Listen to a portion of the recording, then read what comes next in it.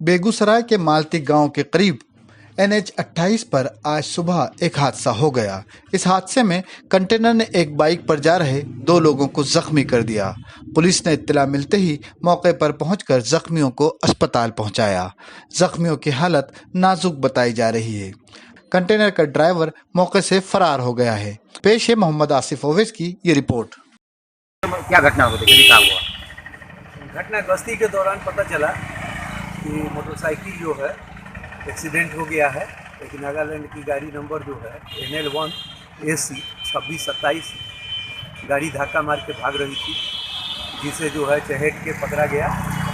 पकड़ने के पश्चात ड्राइवर जो है भाग गया, ड्राइवर खलासी भाग गया और गाड़ी को पकड़ के समुदाय के अंदर सुरक्षा के लिए रखा गया। जो घायल व्यक्ति थे उसको कैसे ले जाया गया?